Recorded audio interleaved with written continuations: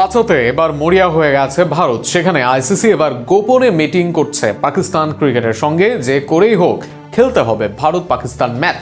তবে ভারতের এমন প্রস্তাবে পাত্তা দিচ্ছে না পাকিস্তান, কেননা এর পেছনে যুক্তিও দাঁড় করে ফেলেছে তারা। পুরো বিষয় নিয়ে থাকছে প্রতিবেদন।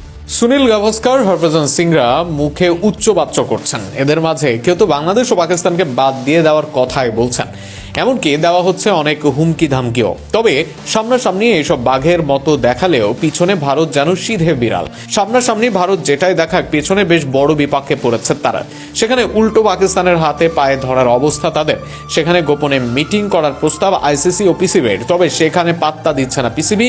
উল্টো এবার আইসিসিকে কাউন্টার থ্রেট দিতে চাচ্ছে তারা, এমন সংবাদ প্রকাশ করেছে হিন্দুস্তান টাইমস সহ একাধিক গণমাধ্যম। এছাড়া পাকিস্তানের গণমাধ্যমও এই নিয়ে সংবাদ প্রকাশ করেছে। বর্তমানে পাকিস্তান দলের রিফিউজের পেছনে আছে বড় কারণ, কেননা ভারতের বিপক্ষে বড় অনেক দলিল আছে তাদের। 2013 সালে ভারত ও পাকিস্তান দুই দেশের হয় চুক্তি।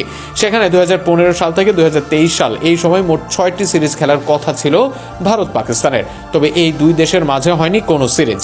এর বাইরে পাকিস্তানে এসে চ্যাম্পিয়ন্স ট্রফি খেলার কথা ছিল ভারতের, আর সেই আশ্বাসে 2023 সালে ভারতে বিশ্বকাপ খেলতে যায় পাকিস্তান।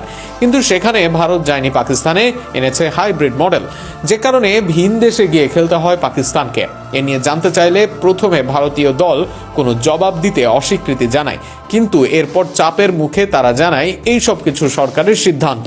আর সেখানে মুখ্য জবাব পায় পাকিস্তান দল, কেননা যদি একই কারণে ভারত দল একাধিকবার পাকিস্তানের সঙ্গে প্রতারণা করতে পারে, তবে পাকিস্তানেরও আছে জবাব দেওয়ার জায়গা। এ নিয়ে অস্বস্তিতে আছে বিশ্বকাপের বাকি দলগুলো। তারাও চায় এই বিশ্বকাপে হোক ভারত পাকিস্তান ম্যাচ, কেননা এই ম্যাচ না হলে লস হবে 6,000 কোটি টাকা। আর এমন অঙ্কে আইসিসি রেভিনিউ হারাবে বড় আকারে, যে রেভিনিউ শেয়ার হবে অন্য দেশের মাঝেও। অর্থাৎ ভারত পাকিস্তান ম্যাচ না হলে ক্ষতি হবে অন্য দেশেরও। তবে এবার জবাব দিতে প্রস্তুত পাকিস্তান। সেখানে অন্যায়ের সামনে মাথা নুইয়ে নয়,